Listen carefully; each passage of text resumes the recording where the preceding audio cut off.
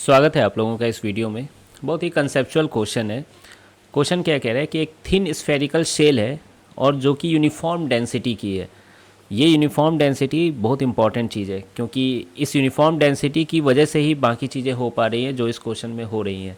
ठीक है, तो मान लीजिए कि ऐसा कोई एक शेल रहा होगा, इसकी ये सेंटर है, मास है ना इसके यूनिफॉर्मली, है ना, शेल पे मतलब आउटर सरफेस पे बटी हुई है यूनिफॉर्मली। अब क्या किया गया कि इसको दो पार्ट में काटा गया एक प्लेन के द्वारा। तो मान लीजिए कि ऐसे स्फेयर है तो एक प्लेन से ऐसे काट दिया गया।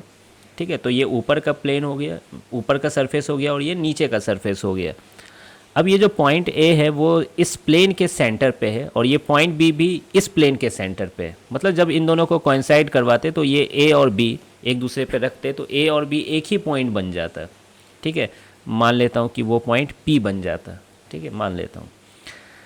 तो ये हमें दिखाना है कि ग्रेविटेशनल फील्ड ए पर जो फर्स्ट पार्ट की वजह से होगी, है ना, यहाँ पे नहीं मास है, सरफेस पे मास है ना, ऐसे करके, तो उसकी वजह से जो ग्रेविटेशनल फील्ड इंटेंसिटी होगी और जो बी पर नीचे वाले की वजह से होगी, दोनों की मैग्नीट्यूड सेम होगी। ठीक, अब देखिए मैं क्या सोच रहा हूँ कि मान लेता हूँ ए पॉइंट पर जो ग्रेविटेशनल फील्ड इंटेंसिटी है वो ई ए वैक्टर है। ठीक है, और बी पॉइंट पर जो ग्रेविटेशनल फील्ड इंटेंसिटी है इस मास की वजह से वो ई बी वैक्टर है। ठीक है, इस मास की वजह से होगा और इसका इस मास की वजह से होगा। किधर होगा मैं तो बता सकता हूँ कि किधर होगा, लेकिन अभी मान लेते नहीं पता किधर होगा। इतना होगा ये तो जान ही रहे। अब देखिए अब मैं उल्टे डायरेक्शन में जा रहा हूँ, है ना। आप ऐसे मत सोचो कि काटा गया, अब सोचो कि जोड़ा गया उसको। ठीक है, वापस जोड़ा गया। तो जब वापस जोड़ा जाएगा तो ए और बी कोइंसाइड कर रहे हैं यहाँ पर, तो वो एक पी पॉइंट की तरह बिहेव करने लगेंगे। क्या हमें पता है कि नहीं, यूनिफॉर्म डेंसिटी वाला स्फेयर होता है अगर हॉलो स्फेयर, तो पी पॉइंट पे ग्रेविटेशनल फील्ड इंटेंसिटी जीरो होती है। अब देखिए पी पॉइंट पे ग्रेविटेशनल फील्ड इंटेंसिटी किसकी वजह से होगी, ऊपर वाले सरफेस की भी वजह से होगी और नीचे वाले सरफेस की भी वजह से होगी। ठीक है, तो ऊपर वाला सरफेस आज भी उतना ही ग्रेविटेशनल फील्ड एक्सर्ट कर रहा होगा जितना पहले कर रहा था। मतलब ज्वाइन करने से पहले जितना एक्सर्ट कर रहा था आज भी उतना ही जनरेट करेगा। ऐसा थोड़ी होगा कि बगल में दूसरे मास को देख के वो डर जाएगा और कम एक्सर्ट करने लगेगा, ऐसा नहीं होगा यहाँ पर।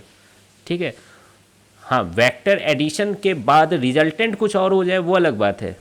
ठीक है, लेकिन इस पॉइंट पर ये वाला सरफेस उतना ही ग्रेविटेशनल फील्ड इंटेंसिटी एक्सर्ट करेगा जितना जोड़ने से पहले यहाँ पर कर रहा था। उसी तरह से बी के लिए भी ये बात लागू होती है। तो क्या मैं लिख सकता हूँ कि नहीं कि एक पॉइंट पे जो ग्रेविटेशनल फील्ड इंटेंसिटी है प्लस बी पॉइंट पे जो ग्रेविटेशनल फील्ड इंटेंसिटी है वही रिजल्टेंट पी बनाएगा, और उसकी वैल्यू, रिजल्टेंट की वैल्यू क्या है, जीरो है। तो क्या यहाँ से साबित होता है E A vector is equal to minus E B vector.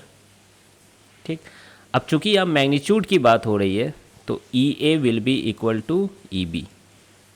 ठीक है, अगर सिर्फ मैग्नीट्यूड की बात करें तो वेक्टर को हटा दें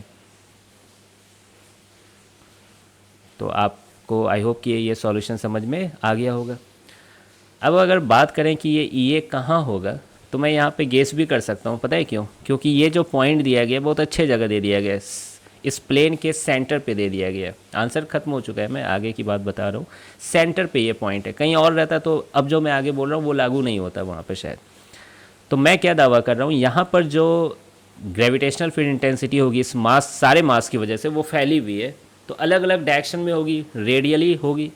ठीक है, अलग अलग डायरेक्शन में ऐसे ऐसे ऐसे ऐसे अलग अलग डायरेक्शन में होगी, लेकिन उन सब का रिजल्टेंट जो होगा वो इस प्लेन पे जो भी आप कंपोनेंट करोगे इस डायरेक्शन में और इस डायरेक्शन में, वो सारे कंपोनेंट कैंसिल आउट हो जाएंगे। मतलब कुछ का इधर होगा तो कुछ का इधर होगा, तो वो कैंसिल आउट होते जाएंगे और सबका रिजल्टेंट पता है किधर आएगा, इस प्लेन के परपेंडिकुलर में आएगा।